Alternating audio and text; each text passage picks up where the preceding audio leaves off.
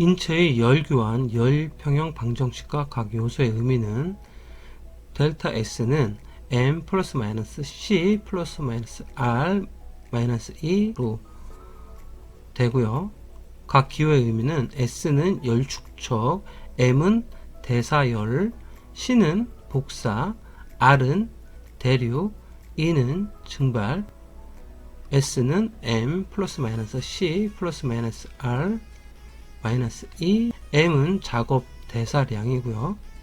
C는 대류에 의한 열교환, R은 복사에 의한 열교환, E는 증발에 의한 열교환이라고 보시면 되겠습니다.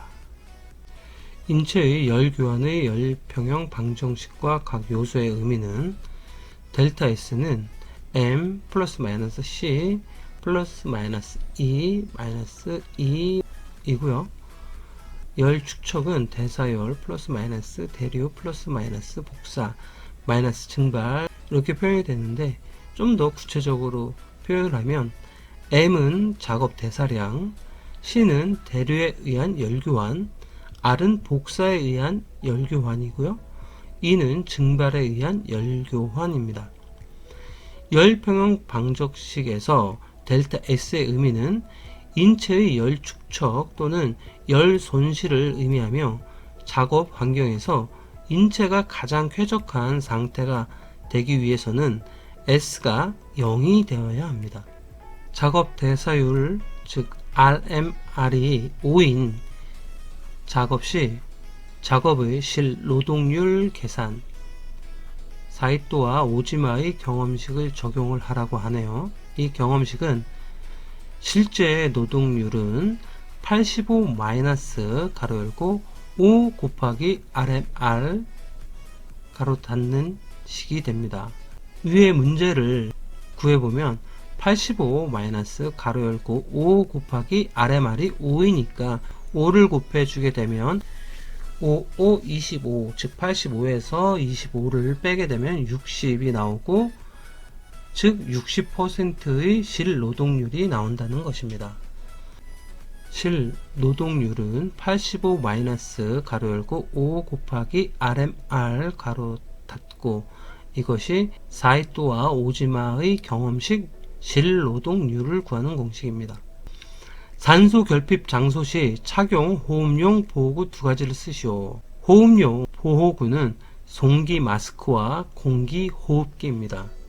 어떤 작업 장소의 공기가 아니라 새로운 산소를 호흡할 수 있는 그런 호흡용 보호구를 써야 되겠죠. 송기 마스크라고 하는 것은 공기원이 외부에 있고 어떤 공기 펌프나 이런 것을 공기를 압축해서 호수로 보내주면 그 호수로 통해서 들어오는 공기를 호흡을 하는 것을 송기 마스크라고 하고요. 공기 호흡기는 쉽게 얘기해서 산소통을 등에 짊어지고 산소통에서 나오는 산소를 가지고 호흡을 하는 것을 공기 호흡기라고 합니다. 산소 결핍 장소에서 작업 시 사용되는 호흡용 보호구는 송기 마스크, 공기 호흡기입니다. 작업 조건에 맞는 보호구를 보기에서 고르시오. 네, 이거는 조금 공짜 좀 쓰죠. 섭씨 영하 18도 이하인 급냉동 어창에서 하는 하엽 작업은 방한모, 방한복, 방한화, 방한 장갑을 착용을 하고 작업을 해야 되겠죠. 고열에 의한 화상 등의 위험이 있는 작업은 방열복을 착용해야 되겠죠. 감전의 위험이 있는 작업, 감전이 있는 위험 작업은 절연용 보호구를 사용해야 되겠고요. 용접 시 불꽃이나 물체가 흩날릴 위험이 있는 작업에서는 보안면을 착용해야 되고요. 선창 등에서 분진이 심하게 발생하는 하엽 작업은 방진 마스크를 껴야 되겠죠. 개인 보호구 선정 시 조건 3가지를 쓰시오. 개인 보호구 선정 시 조건은 유해, 위험에 대한 방호가 완전할 것, 사용 목적에 적합할 것, 작업에 방해받지 않을 것, 품질 우수할 것, 착용이 간편할 것, 구조, 꿈 마무리가 양호할 것. 쉽게 외우는 방법은 개인보호구 선정 시는 유사작품 착용 간편. 그래서 유는 유해, 위험에 대한 방호가 완전할 것. 유해 위험에 대한 방호가 완전할 것. 사는 사용 목적에 적합할 것. 사용 목적에 적합할 것. 작은 작업에 방해받지 않을 것. 작업에 방해받지 않을 것. 품은 품질우수. 품질우수. 착용 간편. 착용 간편입니다. 위험성 평가에 따른 자료 보존 기간은 3년. 위험성 평가에 따른 자료 보존 기간은 3년입니다. 3년 동안 보존해야 되고요. 위험성 평가 결과에 조치사항 관련된 것, 즉 위험성 평가 기록에 포함해야 하는 사항 3가지는 위험성 평가 대상의 유해 위험 요인, 위험성 결정의 내용, 위험성 결정에 따른 조치사항, 위험성 평가를 위해 사전 조사한 안전보건 정보, 그 밖에 사업장에 필요하다고 정한 사항입니다. 위험성 평가 자료 보존 기간은 3년이고요. 위험성 평가 기록에 포함되어야 되는 사항은 위험성 평가 대상의 유해 위험 요인, 위험성 결정의 내용, 위험성 결정에 따른 조치 내용, 위험성 평가를 위해 사전 조사한 안전보건 정보, 그 밖에 사업장에 필요하다고 정한 사항을 위험성 평가 기록에 포함시켜야 됩니다. 위험성 평가 자료 보존 기간은 3년입니다. 작업 환경 측정, 시료 채취, 근로자 수의 내용입니다. 단위 작업 장소에서 최고 노출 근로자 2명 이상 동시에 개인 시료 채취 방법으로 측정을 해야 하고요. 동일 작업 근로자 수가 10명을 초과할 경우에는 5명당 1명 이상을 추가합니다. 동일 근로자 수가 10명을 초과하는 경우에는 5명당 1명을 추가하게 되고요.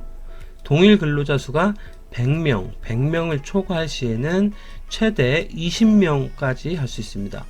작업 환경 측정, 시료 채취 근로자 수는 단위 작업 장소에서 최고 노출 근로자 수가 2명 이상 동시에 개인 시료 채취 방법으로 측정을 하고, 동일 작업자 근로자 수가 10명, 10명 초과하는 경우 5명당 1명 이상 추가, 5명당 1명 이상 추가를 하여 측정을 합니다. 동일 작업 근로자 수가 100명을 초과 시, 100명 초과 시는 최대 20명으로 조정할 수 있습니다. 고무 및 플라스틱 제품 제조업에 종사하는 근로자가 500명일 때 보건관리자 선임을 몇 명 해야 합니까? 2명 이상 선임. 제품 제조업에 종사하는 근로자가 500명일 경우 보건관리자 선임은 2명 이상 합니다. 위험성이 높은 제조업 같은 경우에는 50명 이사 500명 미만에는 1명의 보건관리자를 선임을 하고, 500명 이상 2000명 미만일 경우에는 2명 이상, 2000명 이상인 경우에는 2명 이상을 하되 1명은 의사 또는 간호사를 포함시켜야 됩니다. 그 밖의 제조업은 1000명 미만일 경우에는 1명, 1000명 이상 3000명 미만일 경우에는 2명, 3000명 이상은 2명을 하되 1명은 의사나 간호사를 포함시켜야 되겠죠. 농업, 도매업, 교육기관 같은 경우에는 5000명 미만은 1명, 5000명 이상은 2명을 보건관리자로 선임을 해야 됩니다. 건설업의 경우에는 공사금액이 800억 이상, 토목공사일 경우에는 1000억 이상, 상시근로자 수가 600명 이상일 경우에는 1명을 선임해야 되고요. 공사금액이 1400억 증가 시마다 또는 600명 기준으로 600명 증가시마다 한 명씩 보건관리자를 선임해야 됩니다. 보건관리자의 직무 5가지는 보건교육의 계획 수립 및 실시에 관한 보좌 및 지도 조언, 보건에 관한 사항의 이행에 관한 보좌 및 지도 조언, 위험성 평가에 관한 보좌 및 지도 조언, 사업장 순회 점검, 지도 및 조치 건의, 업무 수행 내용의 기록 유지. 보건관리자의 직무 5가지는 보건교육, 보건이행은 위험한 사업이다. 보건교육, 보건이행은 위험한 사업이다. 위험은 위험성 평가에 관한 보좌 및 지도 조언. 4는 사업장 순회 점검, 지도 및 조치 건의. 업은 업무 수행 내용의 기록 유지입니다. 그리고 보건교육에서 보건교육의 계획 수립 및 실시에 관한 보좌 및 지도 조언, 보건에 관한 사항의 이행에 관한 보좌 및 지도 조언입니다. 기록 일지에 신너 유해성과 배출량이 기록되어 있지 않았다. 보건관리자로 작업장에 첫 출근 시 수행할 업무 3가지는 노출 가능한 유해인자 및 유해성 확인, 유해인자의 농도 측정, 노출 기준과 측정 농도 비교입니다. 유해성 물질을 사용하는 직장에 첫 출근을 했는데 기록 사항들이 없어요. 그럴 때 보건관리자가 해야 할 업무는 노출 가능한 유해인자 및 유해성 확인을 하고 유해인자의 농도 측정을 합니다. 노출 기준과 측정 농도를 비교하면 되겠죠. 선임 가능한 보건관리자의 자격기준 3가지. 선임 가능한 보건관리자의 자격기준 3가지는 산업, 보건지도사, 의사, 간호사, 산업위생관리기사 이상의 자격을 취득한 사람, 인간공학기사 이상의 자격을 취득한 사람입니다. 야간 근무자를 위해 교대 근무제 관리원칙 4가지를 적으시오. 야간 시간은 간이 수면 시간을 포함하여 8시간 이내, 야간 근무의 연속 일수는 2에서 3일 정도, 2, 3일로 한다. 야간 근무 다른 근무조로 가기 전에 최소한 48시간 이상 휴식. 근무가 바뀔 때는 48시간 이상 휴식을 취해야 됩니다. 야간 근무 중 2에서 4시간의 가면 시간을 둔다. 야간 근무 중 2에서 4시간의 가면 시간을 둔다. 야간 근무자에게 발생 가능한 생리 현상 3가지는 체중 감소, 말초 운동 기능 저하, 체온, 혈압, 맥박수 증가, 혈액의 수분과 염분량 증가, 위장장애 유발, 피로를 쉽게 느낀다.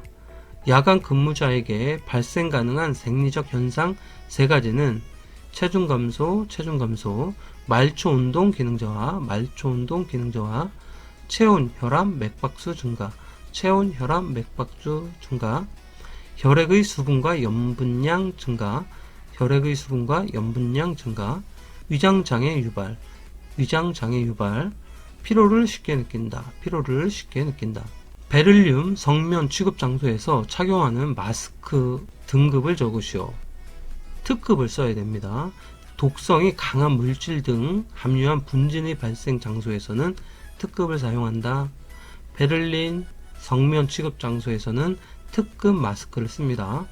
방진 마스크의 성능 기준으로 보호구 안전 인증 고시에 나와 있는 것으로 특급은 베를륨, 성면 등을 취급하는 장소에서 특급 마스크를 쓰고요.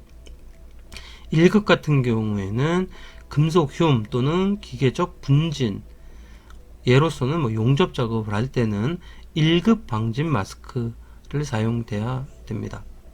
특이사항으로 배기 밸브가 없는 안면부 여과식 마스크는 특급 및 1급 장소에서 사용돼서는 안됩니다.